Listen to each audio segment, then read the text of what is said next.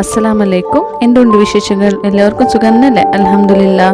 അപ്പോൾ ഇന്നത്തെ ഒരു സ്പെഷ്യൽ റെസിപ്പി നല്ല ക്രിസ്പി ആയിട്ട് പിന്നെ ക്രഞ്ചി ആയിട്ടുള്ള ഒരു ബേക്കറി ഐറ്റം ആയിട്ടാണ് ഞാൻ വന്നത്.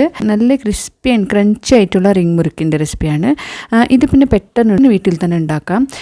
അതേ ബേക്കറിയിൽ കിട്ടുന്ന അതേ ഒരു ടേസ്റ്റിൽ ഉണ്ടാക്കാം. പിന്നെ ഇത് കുറേ നാൾ വീട്ടിൽ തന്നെ അറ്റ്ലീസ്റ്റ് ഒരു മന്ത് വരെ സ്റ്റോർ ചെയ്ത് വെക്കാം. 8 കണ്ടെയ്നറിൽ വെച്ചിട്ട് സ്റ്റോർ ചെയ്ത് വെക്കാം. അതിന് വേണ്ടിയിട്ട് ഈ വീഡിയോ റെസിപ്പി സ്കിപ്പ് ചെയ്യാണ്ട് ഫുള്ളായിട്ട് കണ്ടു നോക്കണം. പിന്നെ ഇതുവരെ സബ്സ്ക്രൈബ് ചെയ്യാത്തവർ പ്ലീസ് ലൈക്ക് ആൻഡ് സബ്സ്ക്രൈബ് ചെയ്തിട്ട് സപ്പോർട്ട് ചെയ്യണം. അതിന് വേണ്ടിയിട്ട് ഒരു കടായി പാനിലേക്ക് 2 കപ്പ് വെള്ളം ഇട്ട് കൊടുക്കാം. എന്നിട്ട് ഇതിലേക്ക് ആവശ്യത്തിനുള്ളത് ഒരു ടേബിൾ സ്പൂൺ ഉപ്പൊന്ന് ഇട്ട് കൊടുക്കാം. നെക്സ്റ്റ് 1/2 സ്പൂൺ മഞ്ഞൾപ്പൊടി ഇട്ട് കൊടുക്കാം. നെക്സ്റ്റ് 1 ടേബിൾ സ്പൂൺ മുളക് പൊടി ഇട്ട് കൊടുക്കാം. പിന്നെ കുറച്ച് അജ്വൈൻ ഇട്ട് കൊടുക്കാം. പിന്നെ ഒരു 1/4 സ്പൂൺ കറുത്ത എള്ള് ഇട്ട് കൊടുക്കാം. പിന്നെ നെക്സ്റ്റ് കുറച്ച് 2 ടേബിൾ സ്പൂൺ ഓയിൽ ഇട്ട് കൊടുക്കാം. കുറച്ച് ഹിംഗൊന്നും ഇട്ട് കൊടുത്തിട്ട് മിക്സ് ചെയ്യാം. ഇനി ഇതിലേക്ക് ഒരു ബോയിൽ വരുന്നവരെ കുക്ക് ചെയ്യാം. നെക്സ്റ്റ് ഇതിലേക്ക് 1 ബൗൾ അരിപ്പൊടി, സാധാ അരിപ്പൊടി ഉണ്ടാവുമല്ലോ, അതാണ് ഇട്ട് കൊടുക്കേണ്ടത്. നമ്മൾ പത്തിരിപ്പൊടിയെല്ലാം ഇട്ട് കൊടുക്കേണ്ട. ഇതൊന്നും ഇട്ട് കൊടുത്തിട്ട് മിക്സ് ചെയ്യാം. നല്ല പോലെ മിക്സ് ചെയ്തെടുക്കാം. ലംസ് വന്നെങ്കിലും പേടിക്കേണ്ട. ജസ്റ്റ് ഒന്ന് മിക്സ് ചെയ്തെടുത്തിട്ട് ഒരു വലുപ്പമുള്ള പാത്രം ഇല്ലെങ്കിൽ ഒരു ബൗളിലോട്ട് ഇട്ട് കൊടുക്കാം.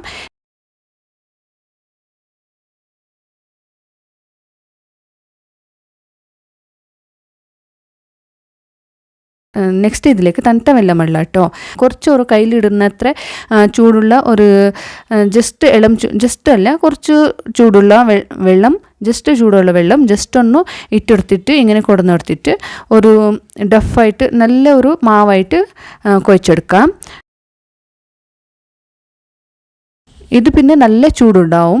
ശ്രദ്ധിച്ചിട്ടൊന്ന് മാവൊന്ന് കുഴച്ചെടുക്കാം. ചൂടോടും കുഴയ്ക്കാൻ ബുദ്ധിമുട്ടായെങ്കിൽ ജസ്റ്റ് ഒന്ന് ചൂടാറിയ പിന്നെ കുഴച്ചെടുക്കാം കേട്ടോ. ഞാനിവിടെ ചൂടോടെ തന്നെ കുഴച്ചെടുത്തിട്ടുണ്ട്.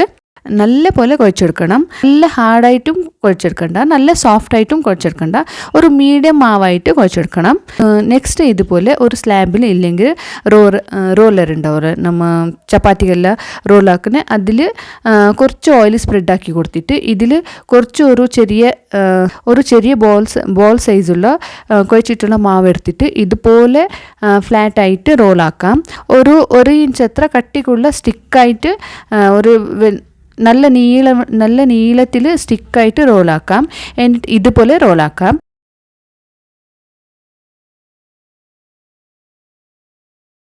എന്നിട്ട് ഒരു നൈഫിൽ ഇതുപോലെ 3 ഇഞ്ച് ആയിട്ടുള്ള ഗ്യാപ്പിൽ കട്ടാക്കാം. ഇതുപോലെ ഇതുപോലെ ആ ഒരു 2 എഡ്ജസ് ഒന്ന് ജോയിൻ്റ് ആക്കിയിട്ട് എടുക്കാം. മൊത്തം ഇതുപോലെ ജോയിൻ്റ് ആക്കിയിട്ട് റെഡി ആക്കിയിട്ട് എടുക്കാം.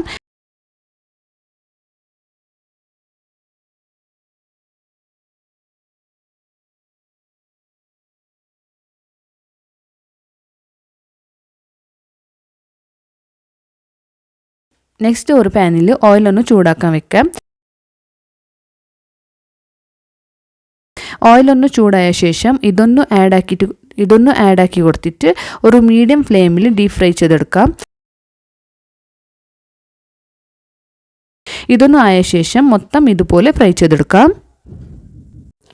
ഇത് പുറത്തേക്ക് എടുത്തിട്ട് ഇതൊന്ന് ഹാഫ് ആൻ അവർ വരെ തണുക്കാൻ വേണ്ടിയിട്ട് വെക്കാം. കുറച്ച് തന്നെ പിന്നെ ഇതൊന്ന് എയർ ടൈറ്റ് കണ്ടെയ്നറിൽ ഇട്ട് കൊടുത്തിട്ട് ഒരു മന്ത് വരെ, അറ്റ്ലീസ്റ്റ് ഒരു മന്ത് വരെ ആയെങ്കിലും ടീ ടൈം ചായ കുടിക്കുന്ന സമയത്തെല്ലാം പിള്ളേർക്കൊക്കെ ഫാമിലിക്ക് എല്ലാവർക്കും കൊടുക്കാം. എല്ലാവർക്കും ഇഷ്ടമാവും. അപ്പോൾ നല്ല ക്രിസ്പി ആയിട്ട് പിന്നെ ക്രഞ്ചി ആയിട്ട് അതേ ബേക്കറിയിൽ കിട്ടുന്ന അതേ ബേക്കറി സ്റ്റൈലുള്ള റിംഗ് മുറുക്ക് റെഡിയായി. അപ്പോൾ മസ്റ്റ് ട്രൈ ആക്കിയിട്ട് നോക്കണം. ഐ ഹോപ്പ് ഈ വീഡിയോ റെസിപ്പി എല്ലാവർക്കും ഇഷ്ടപ്പെട്ടിട്ടുണ്ടെന്ന് കരുതിയിട്ടുണ്ട്. അപ്പോൾ എല്ലാവരും മറക്കാണ്ടൊന്ന് ലൈക്ക് ചെയ്തിട്ട് പിന്നെ സബ്സ്ക്രൈബ് ചെയ്തിട്ടൊന്ന് സപ്പോർട്ട് ചെയ്യണം. അപ്പോൾ ഇൻഷാ അല്ലാ അടുത്ത വീഡിയോ റെസിപ്പിയുമായിട്ട് കാണാം. Thank you for watching. By.